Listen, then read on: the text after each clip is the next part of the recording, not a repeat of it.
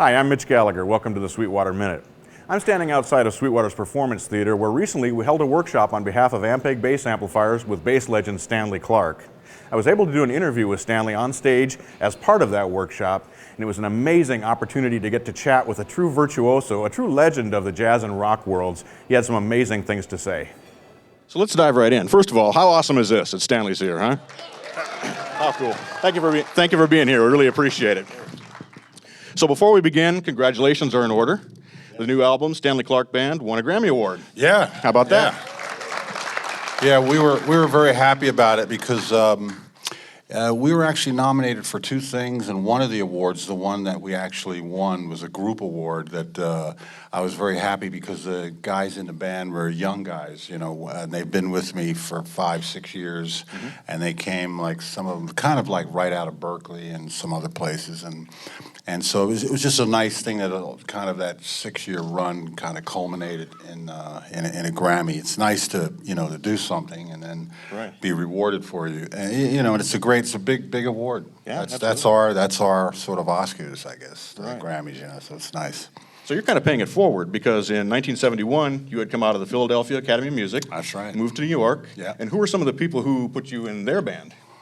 Well, when I left Philadelphia, I started playing with Horace Silver. I played with Dexter Gordon, Stan Getz. I played with the sort of the old guard in jazz, and I was very, Amazing.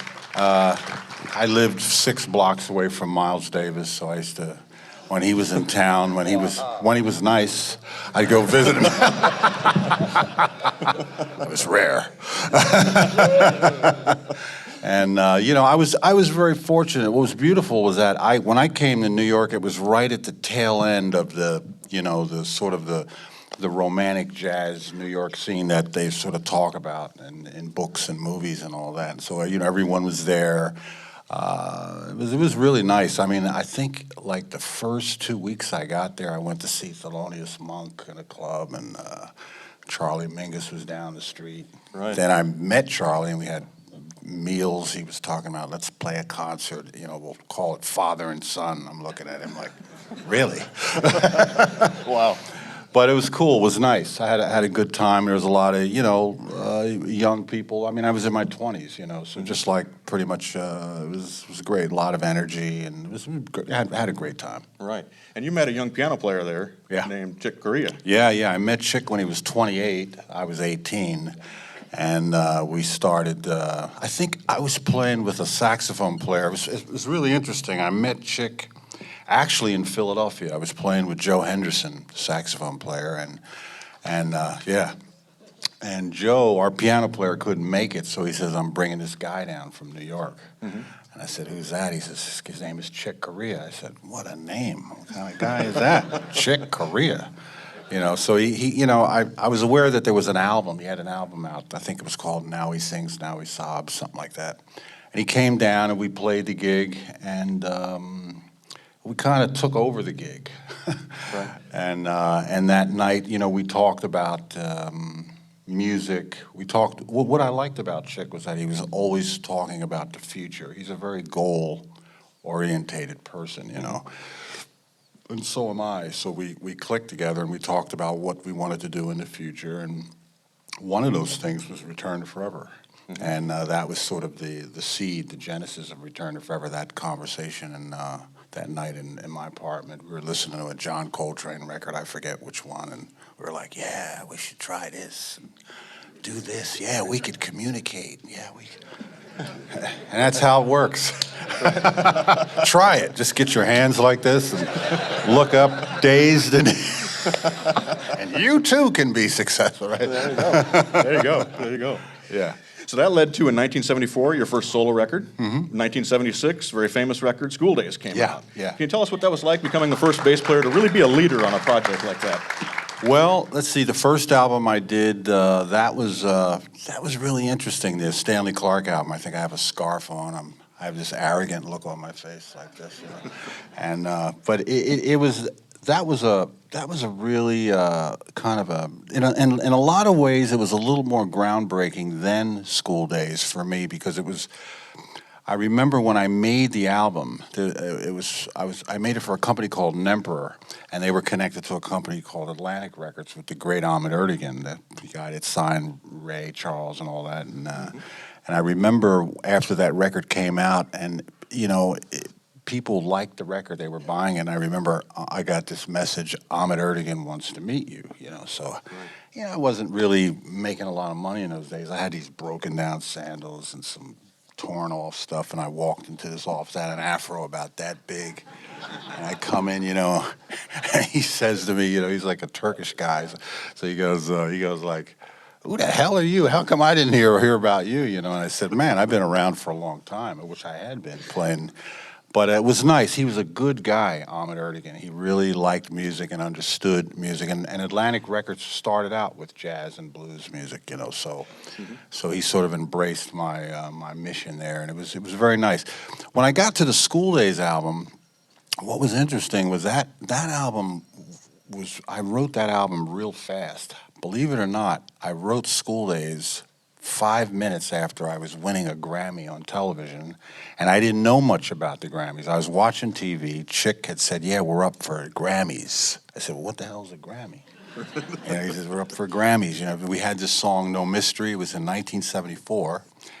And he says, "Turn on television." So I turn on television. This guy, Mel Torme, says, "And the winner for the best performance by a group is Return to Forever featuring Chuck Corea." So then Ella Fitzgerald is next to him, and he goes, "That's Chick." And so I said, "Sorry, Chick, you didn't get your name right." But yeah, and so right after, for some reason, I felt really happy or something. And I wrote these things down, dun, dun, dun, chords and that, and B section and that was that. So, and that tune kind of changed my life. And I think what I hear has changed other bass players' lives. So cool. That was a cool thing. It's kind of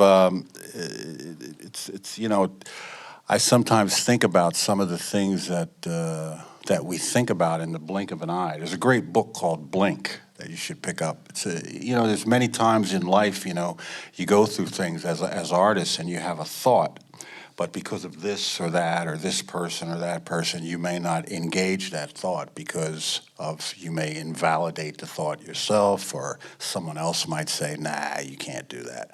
But there's so many powerful things that come with thought when you're an artist, and they come at the blink of an eye. And what I try to do is engage in everything, everything that, the stuff that I have a sense of right and wrong. If I see a guy, I go, "Man, I should kill you." Of course, I'm not going to engage in that, but, the good things, you want to do that. That was one time that I did that with that School Days thing. I just said, "Yeah, this is great. I'm going to record it. It's nice." Because actually, when I wrote it, I thought, yeah, it's okay. It's bass and fifths. Yeah, okay, fine. But I did it, and it turned out great. Right. Yeah. One of the hallmarks of your style is that you're very melodic. Your very melodic approach to what you're doing. What led you to develop that, as opposed to more the strict bass line that a lot of players were doing? Well, actually, I'm actually an acoustic bass player that fell into the electric bass. You have to remember, if there's guys here that are my age, there wasn't a lot of education in the area of electric bass. I think Carol Kay had a book out, and her book basically had whole notes, and this is an E. There was a few little things, and so, all my training really came from the acoustic bass. I studied the acoustic bass. I was going to be the first black musician in the Philadelphia Orchestra playing the acoustic bass. And then I met Chick Corea, and he says, "You're going to have much more fun with me." So I said, "Okay, yeah, the hell with that. We'll let somebody else be the first black guy. I'm going to go over here with this Italian guy." Or is he Puerto Rican? I can't tell. I'm going to go hang with him. But I really took a lot of the technique and things that I learned from the acoustic bass, and it kind of transferred to the electric bass. Once I got past, how many bass players are out there? Okay, so there's enough. Just a few. I can talk about this. Just a technical thing with the acoustic bass. You know, you're in the lower positions. You're dealing with you know, your first finger, your second, and your fourth finger. When you get up into the thumb position, your fourth finger almost becomes obsolete way up there. So your third finger becomes your fourth finger. So, but on the electric bass, it's different. Your third finger is very important down in the lower position. So once I got past that psychologically, you know, just in my head. So like when I pick up the acoustic bass, I immediately go to electric bass. Once I got past that, it was great, and I was able to transfer information harmonically, you know, rhythmically, technically, you know, from one instrument to the other. Now at this point, I find myself doing stuff on the acoustic bass that I developed on the electric bass.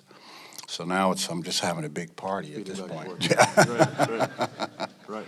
Yeah. Now, your career has also led you into film scoring and soundtracks for television as well. Can you tell us how you got into that world and how that's different from the jazz and fusion world? Yeah. Well, there's another part of me which is just, you know, composer. I've always loved composing music. I started out writing music for small chamber orchestras and little brass quintets and things like that, and then for jazz groups.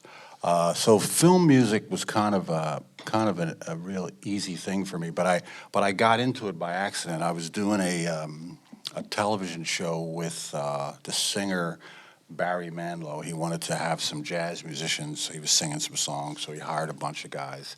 And I'm doing this show, and the director came up to me and he says, "You know, I got this show that I do on Saturday for kids, and I have a couple shows that deal with childbirth, and I need some unusual music. And can you do it for me?" So I said, "Well, what is this show?" He says, "It's called Pee Wee's Playhouse." So I said, "Yeah, Pee Wee's. I watched that. You know, I used to watch it. I admit it." So there was like, I don't know, a bunch of shows I did, and what was really cool was I got nominated for a Daytime Emmy Award. That was another award I wasn't familiar with, but that was cool. So I did that, and then one thing led to another. I started doing movies, and I've done over 50 movies. Probably, I can't count the television shows I've done. I've done them quietly. It's something that I like doing. I don't really promote it so much, you know, but now, you know, people know about it. But I've done a lot of things, done a lot of action pictures, you know, a lot of martial arts movies and things. You know, I did John Singleton's first 3 movies, Boys in the Hood, Poetic Justice, the other ones. I've done movies with Jet Li. I think the last really good movie I did was The Transporter. I really liked that. That was really cool. Yeah, that was good. And then I did another movie earlier than that I really liked. Whoa, I loved the movie I did with the Tina Turner story, What's Love Got to Do with It? It's an older one, but I really like that. She's a good lady, and her story's very compelling there. But it's nice, you know, doing film music. It's one of the things about film music that's different than, say, writing music for an album. Is usually on an album, if you're a pop artist, R&B, you're really only dealing with a few dynamics. And if you could look at the emotional tone scale, like different things that you can engage, different, you know, your celebration, everyone's happy, yeah, you know, or love, you know, and maybe a few other things if you care to engage in politics in your music, but it's really not that much when you look at the full tone scale. I mean, in film music, I mean, you might get some footage of a guy with a knife going through someone's head, and you got to like come up. What are you going to write for that? You know? Okay, you know. So you got to really come up with the goods there, and it's you know, you can do that. You get music, and you know, it can be. You know, what's really interesting is I've been told by directors that. Love scenes, they may look great on the screen, but it's very difficult for actors to do that. You know, girls and guys get very nervous. You know, you're with someone you don't really know, and you're naked, and you know. And so, as a film composer, I tell you, out of all the films I've done, 9 times out of 10, I can see the actors really nervous. And so it's my job as a film composer to make it, you know, look like they're into it. So there was a period 10 years ago, you'd always hear a saxophone, like, you know. So now there's other things, and but it was our job as a film composer to sort of smooth all that out. And that's really fascinating. You learn, it's funny, film composing is something you can learn technically, obviously the technology that's there is fantastic with Performer, Logic, and all the synchronous sync stuff to sync up the pictures and all that. It's great. All that technology is great. And you can learn music, you can learn classical music, this and that. But it's funny, you have to have some kind of understanding about human nature to really look at a film and see somebody in pain or this or that.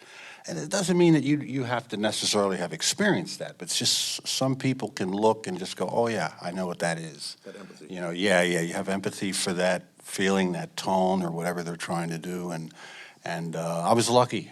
When I see pictures, I can feel things. Now there's a downside when I go to a movie. It's very difficult for me to go to movies. I see everything. I bet you guys don't even realize sometimes there's movies you'll see the boom mic right up at the top there. It's so small, you just see the edge of it, and I see it. So what I have to do, I have to go to mindless action pictures. I have to go see a Sylvester Stallone movie with 1,000 kills or something, and then I can go, oh yeah, okay, it's just mindless. That's the only thing I get into, unfortunately. So during the course of your career, you've worked with a tremendous list of outstanding, amazing musicians, and you're an amazing musician yourself. Oh, thanks. What is it that makes a great musician?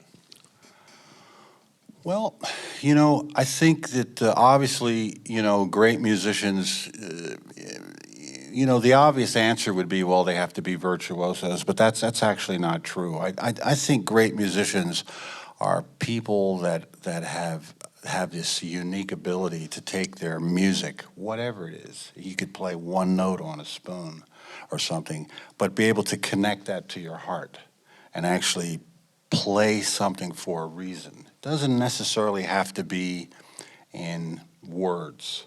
I'm sure in the audience, you sit down. I'm sure all you guys at one point have sat down and you play something and you feel something.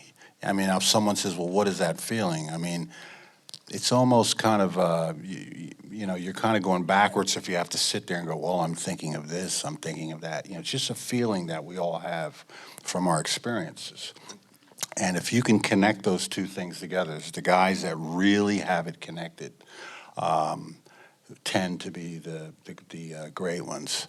If you sit down and you talk to B.B. King, if you're able to just have 10 minutes with him, you'd understand exactly why he plays the way he plays. He tells you about some pain that I say, B.B., okay, man, that's enough. All right, okay. Or you talk to Wayne Shorter, you talk to Keith Richards, you talk to great singers. Whoever. Everyone has a story, and if you're able to project that, yeah, That's what you're there. Yeah.